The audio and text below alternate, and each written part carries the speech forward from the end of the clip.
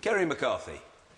Thank you, Mr Speaker, and we're grateful to you for granting this debate and indeed to the Right Honourable Member for Croydon South for making the application under Standing Order 24.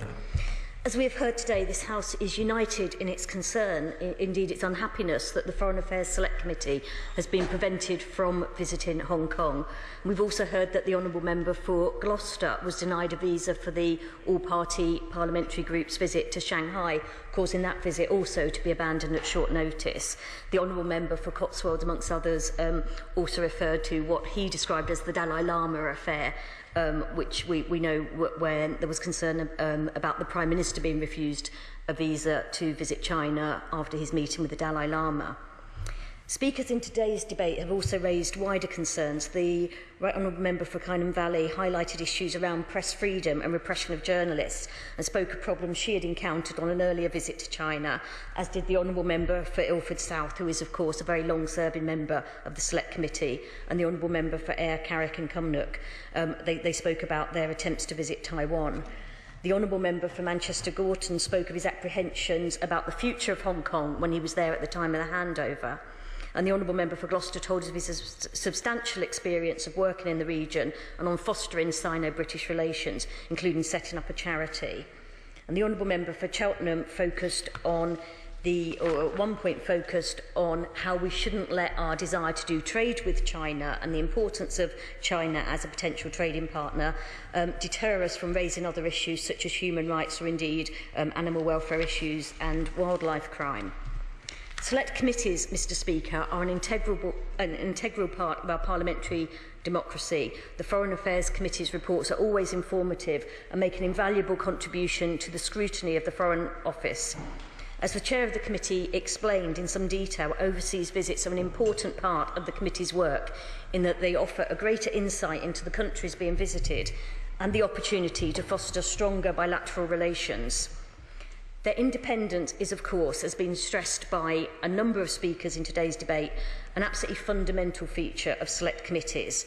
It is not for the government nor the opposition frontbench to seek to interfere with their inquiries or determine with whom they can or should meet, or indeed where they should visit.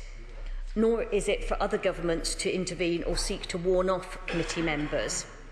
Over the summer, I was therefore troubled to read the letters from the Hong Kong government, the Chinese Foreign Affairs Committee, and from His Excellency the Ambassador, explicitly requesting that the committee cease its inquiry and intimating that there would be serious consequences for UK-China relations if it did not do so. The Ambassador's letter warned that the committee's inquiry will ultimately harm the interests of Britain, and the letter from the Chinese equivalent of the Foreign Affairs Committee advised committee members to bear in mind the larger picture of China-UK relations. Mr Speaker, we value a strong relationship with China, as several speakers have said, and we do not believe that the independent decisions taken by the Foreign Affairs Committee should affect this. It is important to emphasise, as others have, that their inquiry is in no way an intention to interfere in the sovereign affairs of China.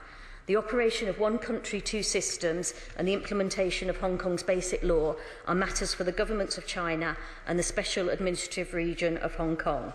I made this clear to the Vice Minister of the International Department of the CPC Central Committee when I met with him this morning.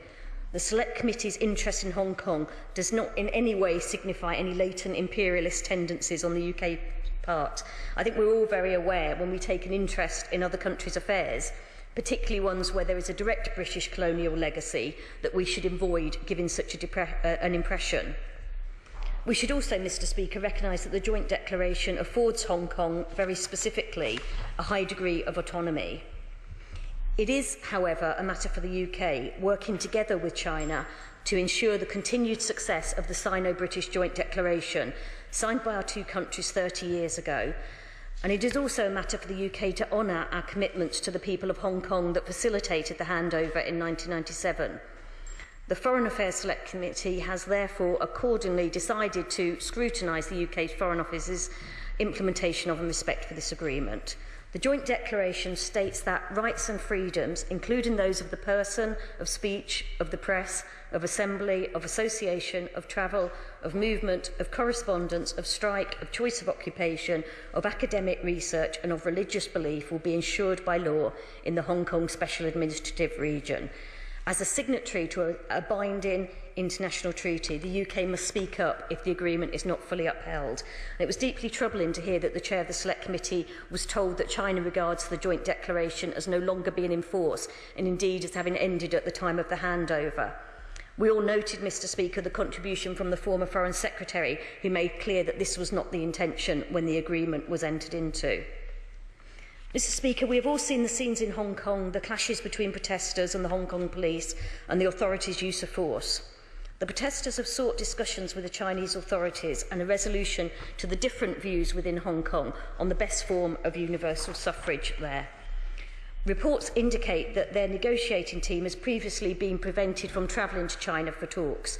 This was another worrying sign, and it should be noted that the joint declaration refers to the freedom of travel being ensured by law in the Hong Kong Special Administrative Region.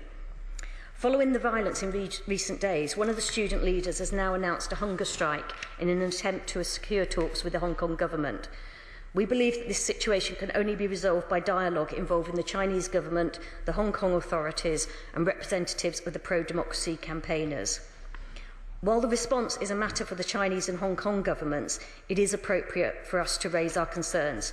Indeed, Mr Speaker, members of this House would be concerned by reports from anywhere that pepper spray, batons and water hoses were being used, whether it was in a city in this country or anywhere around the world.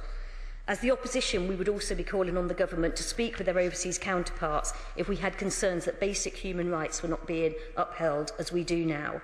And of course, the UK's responsibilities under the joint declaration add to the imperative to do so.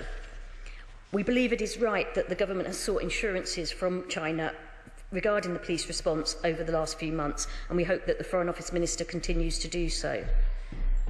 This Parliament also has a particular interest because we now know that the tear gas has been supplied by British companies. Indeed, it seems that the committees on arms export controls may have elicited a change in policy, or perhaps just a confused policy from the government. The Business Secretary wrote to the chair of that committee, or those committees on those joint committees, on 28th of October to confirm he had accepted the advice of the Foreign Secretary that the use of tear gas was an uncharacteristic response, not indicative of a wider pattern of behaviour. No licences were revoked or suspended. It has been reported that the Business Secretary told the committees yesterday, however, that he would urgently seek advice on this issue. It's not quite clear at the moment why it has taken so long for him to investigate such a serious matter, and we hope that he does take this very seriously indeed. The UK government, Mr Speaker, has a role in offering its support for dialogue now and for calling for the basic freedoms and rights of all people to be respected and protected. It is vital that Hong Kong can preserve these fundamental rights, and I think on all sides of the House we hope to see all the parties in China and Hong Kong reach agreement on universal suffrage and deliver Hong Kong's vision for democracy. That would be the most fitting way to celebrate 20 years of Hong Kong's high degree of autonomy within China in 2017.